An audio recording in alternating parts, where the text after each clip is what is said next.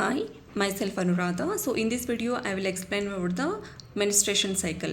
So మనకు menstruation cycle అనేది 28 days time period అండి. సో ఫస్ట్ వచ్చేసి ఇందులో 3 phases ఉంటాయి. ఫస్ట్ ఫేజ్ తీసుకుంటే ఫాలిక్యులర్ ఫేజ్ అని ఇది 1 to 13 days ఉంటుంది.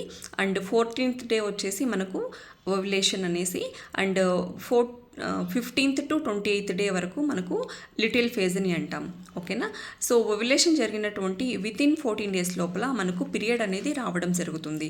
సో ఈ 1 to 13 days ఏదైతే ఉందో దీనిలో కొన్ని మార్పులు ఉండడం వల్ల కొంతమందికి ఇర్రెగ్యులర్ పీరియడ్స్ అనేది రావడం జరుగుతుంది. సో ఏదైనా మార్పులు చేసుకోవాలనుకుంటే ఈ యొక్క ఫాలిక్యులర్ ఫేజ్లో కనుక మార్పులు చేసుకోగలిగితే ఖచ్చితంగా పీరియడ్స్ అనేవి రెగ్యులర్గా రావడం అనేది జరుగుతుంది. ఓకేనా.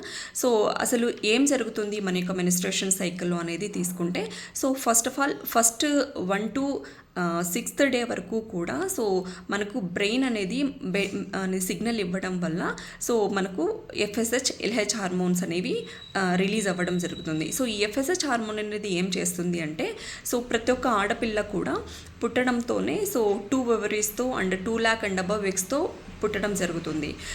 ఈ యొక్క ఎఫ్ఎస్హెచ్ హార్మోన్ అనేది ఈ ఓవరీస్లో ఉన్నటువంటి ఈ ఎగ్స్లో నుంచి కూడా ఒక 20 to 30 ఎగ్స్ అనేవి సెలెక్ట్ చేసుకోవడం జరుగుతుంది. ఈ యొక్క ఎగ్స్ చుట్టూదా ఈ ఎఫ్ఎస్హెచ్ హార్మోన్ అనేది ఫాలికల్స్ని స్టిమ్యులేట్ చేయడం అనేది జరుగుతుంది అనమాట. ఓకేనా. ఫాలికల్ని స్టిమ్యులేట్ చేయడం వల్ల ఈ యొక్క ఫాలికల్స్ అనేవి మనకు ఈస్ట్రోజన్ అనే హార్మోన్ని ప్రొడక్షన్ అనేది చేస్తుంది. నెక్స్ట్ తర్వాత వచ్చేసి ఈ యొక్క ఎగ్స్లో ఈ యొక్క అన్నీ కూడా అన్మెచ్యూర్డ్ ఎగ్స్ అనమాట.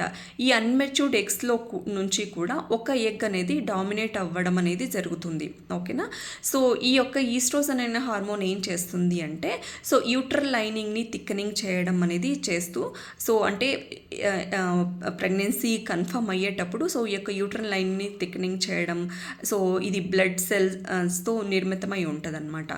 ఈ యొక్క ఎగ్ అనేది ఓవ్యులేషన్ అనే స్టేజ్లోకి వచ్చి ఓవ్యులేషన్ టైంలో ఫెలోపియన్ ట్యూబ్స్ ద్వారా అది స్పర్మ్తో మీట్ అవుతే అప్పుడు ప్రెగ్నెన్సీ అనేది కన్ఫర్మ్ అవ్వడం అనేది జరుగుతుంది. Okay, thank you.